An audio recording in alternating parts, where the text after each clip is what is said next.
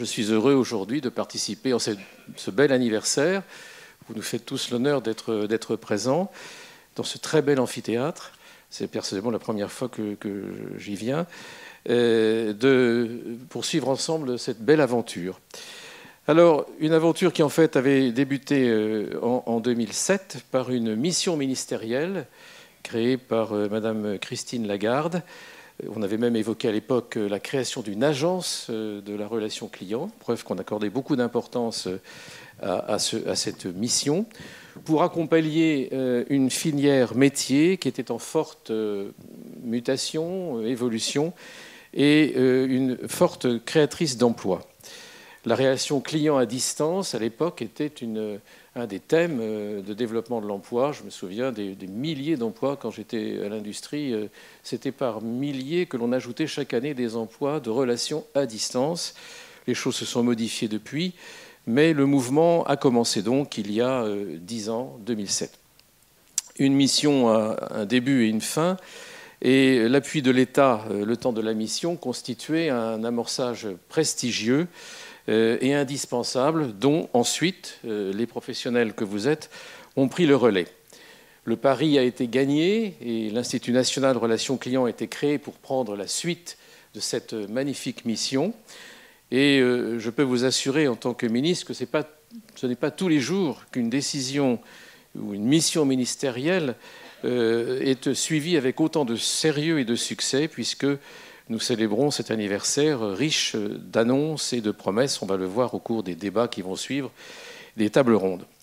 Tous les gouvernements y ont participé, quelle que soit leur orientation. C'est donc que c'est vraiment une priorité nationale, ressentie comme telle, vécue comme telle. Et nous continuons à travailler en parfaite intelligence avec le gouvernement d'aujourd'hui, sous les auspices duquel nous nous trouvons, puisque tout à l'heure étaient inscrits sur le tableau qui est derrière moi les noms prestigieux de M. Bruno Le Maire, ministre de l'économie et des finances, et de Mme Muriel Pénicaud, ministre du Travail, qui ont accordé leur haut patronage à cette soirée. Nous en sommes extrêmement honorés. Je crois que le président de la République lui-même porte attention à nos travaux et au moins à nos objectifs, puisque, et j'ai bien travaillé avec lui à l'époque déjà, il suivait cette question au secrétariat général de l'Élysée, puis lui-même personnellement au ministère de l'économie. C'est donc sous les meilleurs auspices que se présente le travail que nous accomplirons ensemble jusqu'en 2050, comme il vient d'être dit. Toutes ces attentions ne sont pas vraiment surprenantes, tant la relation client est un objectif stratégique, une action stratégique et pour notre pays et pour l'Europe. C'est un facteur de compétitivité. Notre pays, on le rappelle souvent, en a beaucoup besoin. Un facteur de croissance et un facteur d'emploi. La qualité des services est en effet un enjeu fondamental dans la mondialisation. Et quand on a 3,5 millions de chômeurs, quand on a des perspectives démographiques françaises toujours très favorables, premier pays d'Europe avec des perspectives aussi favorables pour l'évolution positive de sa démographie, on parle de la nécessité d'accroître les compétences, pour satisfaire l'emploi, cette montée et cette adéquation entre les compétences et la démographie. Alors, pour résumer, je vais reprendre, ce n'est pas très original, ce que je disais lors de l'inauguration, mais il vaut mieux enfoncer un clou, c'est une vieille méthode chinoise pour apprendre les choses. On répète et ça finit par entrer. Qualification, formation, adaptation, orientation sont les 4 mamelles du service d'excellence client qu'il nous faut développer. Qualification parce que qualifier les besoins du marché, qualifier les besoins de recrutement des acteurs, qualifier les demandeurs d'emploi sont des tâches auxquelles tous ici vous êtes attachés et auxquelles vous donnez le meilleur de vous-même. Formation, c'est une vieille antienne qui date d'un ancien ministre de l'économie et des finances que j'ai bien connu à Rivoli, avant Bercy, c'était Jacques Delors. La formation crée de la valeur, la formation répond aux enjeux économiques et nous accompagne vers la croissance. La formation est nécessaire pour les compétences que je viens d'évoquer. Elle joue un rôle majeur dans la course à la compétitivité. Compte tenu de la mutation des métiers, nous devrons toujours plus nous former pour nous adapter. Je rappelle que notre vie économique, pour chacune et chacun d'entre nous ici présents, et pour tant et tant d'autres, change les données qui sont les siennes tous les 18 mois à 2 ans. Et naturellement, entre ces 18 mois et 2 ans de révolution technologique, j'y reviendrai dans une seconde, d'évolution des métiers, il y a la formation. La seule façon d'être jointif entre l'année 1 et l'année 1 plus 18 mois, c'est la formation. Adaptation. Nos entreprises doivent s'adapter aux réalités mouvantes, elles aussi, du marché. On doit comprendre les marchés, c'est déjà difficile. Les métiers, les consommateurs et les salariés doivent être aussi mieux compris pour que toute l'équipe qui forme l'entreprise puisse mieux anticiper et s'adapter aux réalités économiques. Orientation, enfin. L'orientation, il faut orienter le client en répondant à ses attentes qu'il faut connaître, l'orienter pour l'accompagner dans son parcours client.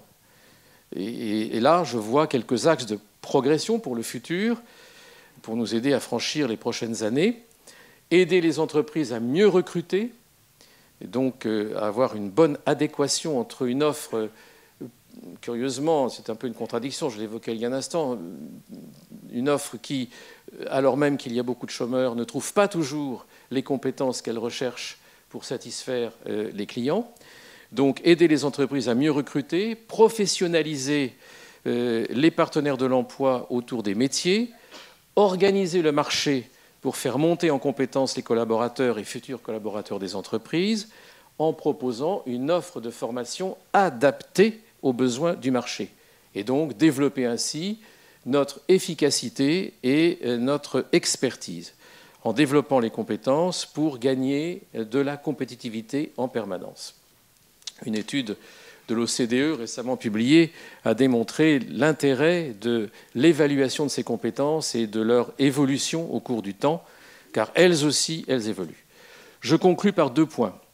Il nous faut, pour réaliser tous ces objectifs et ces 4 clés que je rappelais à l'instant, bien clarifier nos offres pour permettre aux candidats de mieux se projeter dans leur carrière, car il faut parler de carrière pour satisfaire nos salariés dans la relation qu'ils ont avec les clients. C'est une véritable carrière qui doit être conçue comme telle dans la progression personnelle et des compétences et de la satisfaction au travail, car c'est un des meilleurs moyens de satisfaire le travail que de satisfaire les gens à qui on a affaire. Et nous avons aussi besoin de clarifier les offres aux consommateurs en y associant toutes les compétences adaptées au service de ceux-ci. Et enfin, ouvrir l'accès à l'emploi. Quand on a beaucoup de chômeurs, il faut que l'emploi soit ouvert au maximum. Ouvrir l'accès à l'emploi, et moi je vois personnellement un rôle important dans l'apprentissage. Et dans notre travail, relation client, nous avons à donner beaucoup plus qu'aujourd'hui à l'apprentissage.